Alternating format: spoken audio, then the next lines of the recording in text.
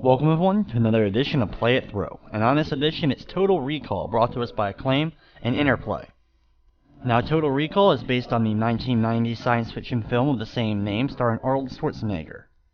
While the movie is one of my favorite Schwarzenegger movies, this game is probably one of my least favorites for the NES. It may not be as bad as some of the other worst video games of all time, but Total Recall is still pretty bad. The game has pretty poor hit detection, the difficulty is skewed pretty high, as well as just terrible game design. There is a couple of neat things that were added to the game, but overall it just falls pretty flat. Because of its bad game design, just getting past the first level can be a real challenge and will take several attempts to get through. So here we go with Total Recall for the NES. Now as the game starts off, we see Total Recall at the title screen, we have a copyright screen, and then it's followed up with a basic overlay of what we're supposed to be doing. This is one of those games, because of its poor health system and overall hit detection, your health can get depleted rather quickly, so you have to be very careful at all times.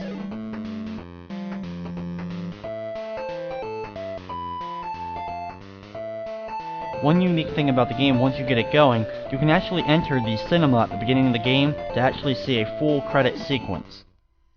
Now when the game first starts off, you'll notice that I start jumping over the alleyways. You want to do this to avoid being pulled into the alleyways and having to fight a few random enemies. Now while most of the enemies here are going to have guns to try to shoot you, you don't have one yet. We will be getting one later on. When you reach the point of these glass windows, you're going to have to stop and face off against a few guys jumping out of a window to their inevitable death. Thankfully it only takes one punch to knock them off screen, and after a few of them you can continue going past. Once here, try to avoid the holes or the arms are punching you from, and take out the guys who once again are spawning and jumping to their inevitable death. We then climb up some stairs, avoid the bombs that are being thrown out, kind of like Donkey Kong.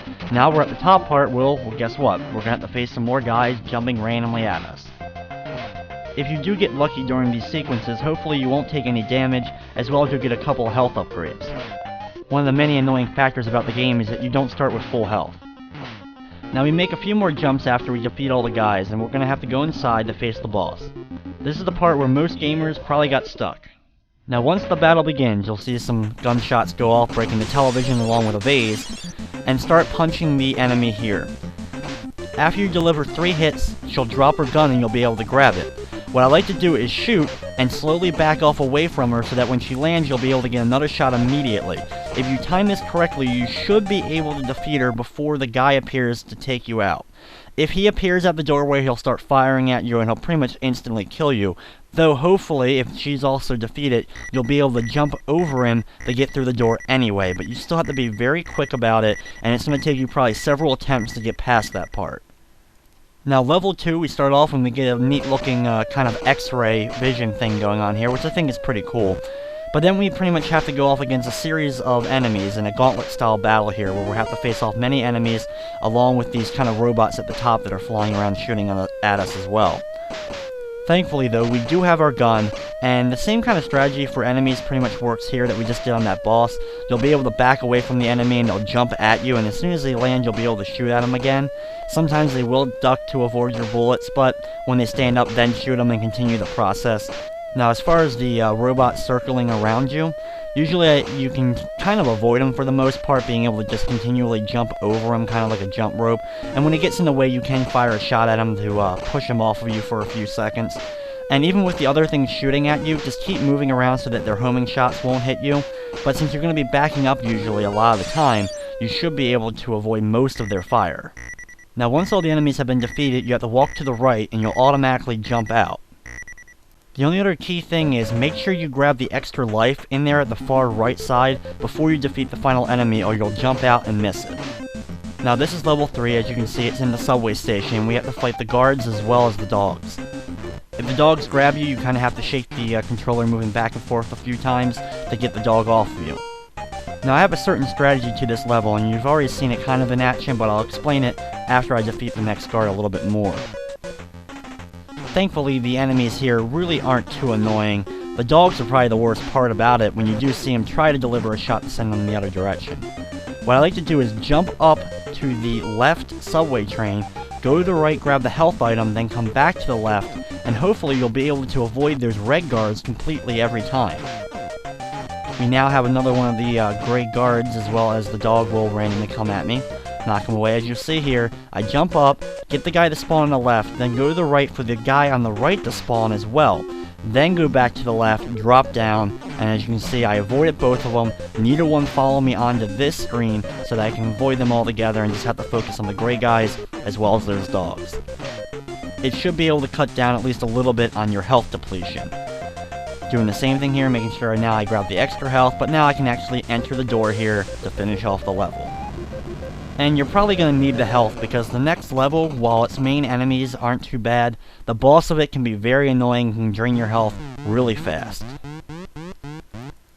The one good thing about the game is it does have some stuff from the movie, and it pretty much follows it as well as an NES licensed version of the game can.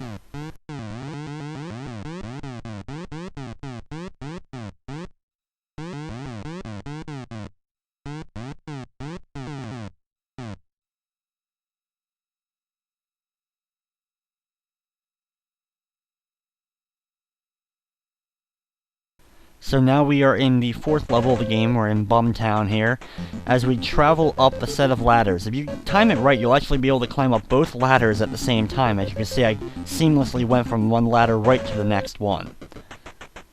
Now we have to avoid these spike balls dropping from the ceiling, which is something we've seen in plenty of games. However, because they are so close together, and our sprite's pretty big on screen, they can be very annoying and will sometimes hit you even when you think they shouldn't. And because they'll sometimes knock you into other ones when you try to retreat, you can take a lot of damage from them if you're not very careful with it.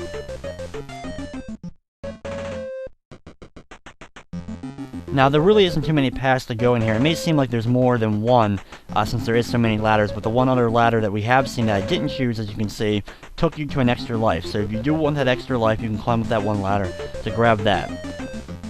Now here is actually our boss for the stage. We have to take out a few guys before facing him, just staying punching them as soon as they walk to you, and keep hitting them.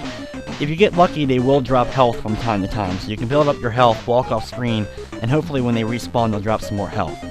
Go down just so that he starts walking over to you. Make sure he walks all the way over to the left here, so he's about, usually right below you. Then drop down and start punching at him. If you're lucky, you should be able to get behind him and continue being able to punch him, and he won't turn around so that you don't take any damage from him. It's hard to get him stuck in this loop sometimes. He'll try to fight you the whole time.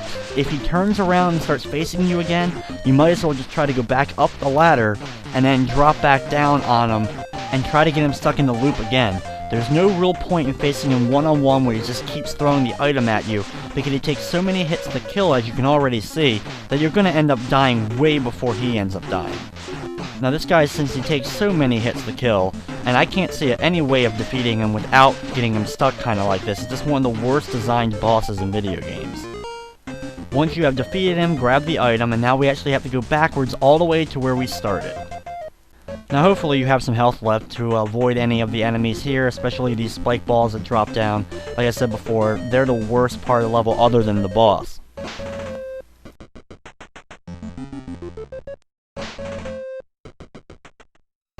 Now as we make our way back out of this stage, watch out for the fires that are burning along with the little mini bums here.